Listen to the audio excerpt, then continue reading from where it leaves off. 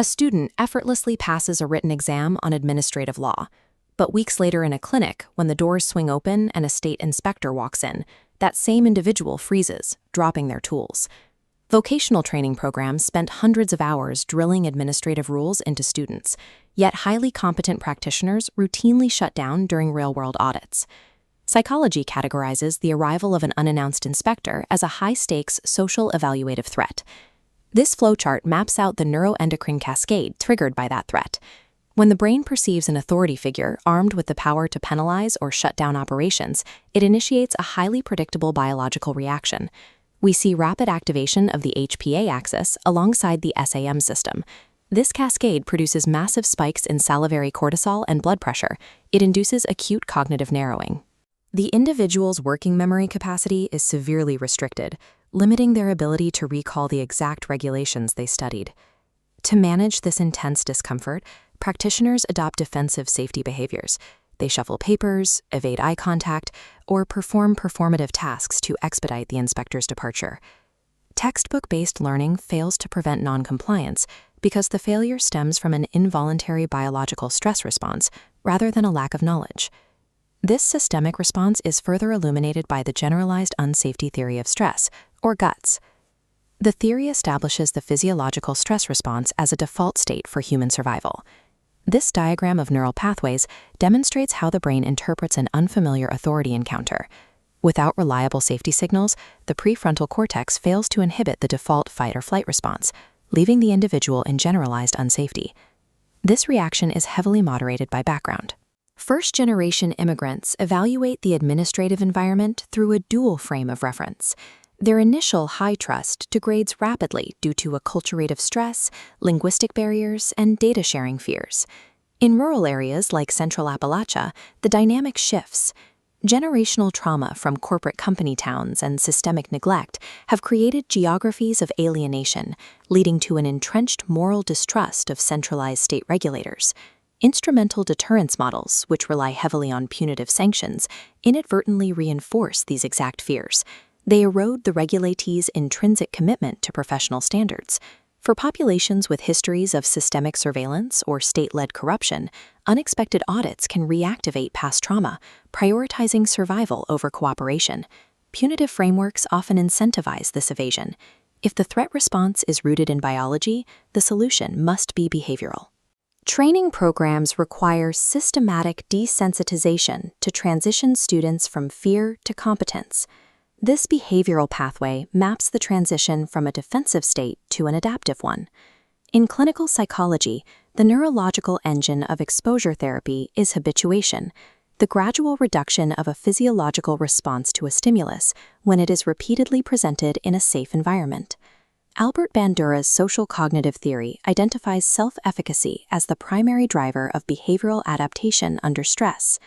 This adaptation is built through 4 distinct learning channels. The first is mastery experiences. Students engage in the daily execution of strict compliance procedures, like biometric logs. Next is vicarious learning. Novices watch experienced mentors interact calmly with state inspectors. Third is verbal persuasion. Students receive constructive feedback during controlled mock audits. Finally, physiological reframing teaches students to interpret physical responses, like an increased heart rate, not as panic, but as a helpful rush of professional energy. These behavioral mechanics build directly on the foundation of experiential education, championed by figures like John Dewey. Abstract administrative concepts must be anchored in concrete physical environments to be permanently retained. By systematically exposing students to non-punitive mock inspections, the brain learns that the regulator's presence does not equal economic ruin. The encounter becomes normalized. This comparative matrix outlines regulatory normalization practices across multiple fields. Integrating compliance audits directly into active training is already the standard protocol in high-risk industries like medicine and aviation. We can observe this model applied to vocational training through the Louisville Beauty Academy, an immigrant-led institution operating under the Kentucky Board of Cosmetology. The school operates on a compliance-by-design architecture. They maintain a dual redundant tracking system, requiring both digital biometric fingerprint scans and manual paper sign-ins, eliminating the possibility of time card manipulation. When a state board inspector unexpectedly arrives at the active clinic floor, specific, highly practiced operational protocols immediately take over. Step 1 of their faculty procedure dictates that active classroom instruction does not stop. The inspector is welcomed professionally, and the manager hands them a printed inspection transparency rights notice. Staff utilize a statutory 30 to 60-minute verification pause. This exercises their due process rights to review rules and retrieve correct administrative records before answering questions. They invoke state one-party consent laws to activate a digital recording device, ensuring an objective, professional record of the entire interaction.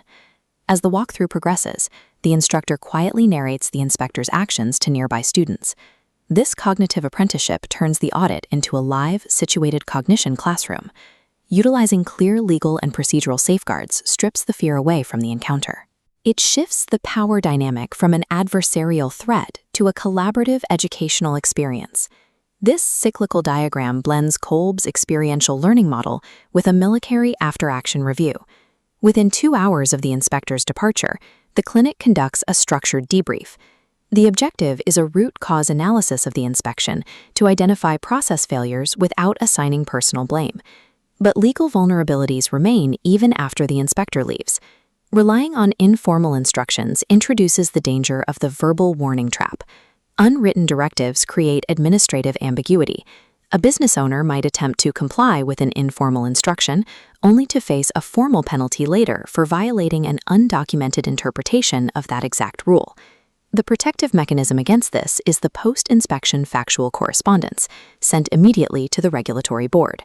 It explicitly requests that any observed deficiencies or instructions be provided in writing. This establishes an objective, legally reviewable record. It transfers knowledge from vulnerable individual memory into permanent institutional memory. It also secures a legal advantage. Under modern progressive regulation statutes, businesses can invoke a right-to-cure window, allowing them to correct non-safety administrative errors before punitive action apply. Replacing informal verbal coercion with meticulous documentation secures institutional due process through an objective, verifiable record. This framework moves students from generalized unsafety into professional self-efficacy. They graduate equipped to navigate high-pressure administrative environments with clarity and precision. By building the psychological armor required for state scrutiny, the Regulatory Immersion Learning framework equips students for the actual conditions of their profession.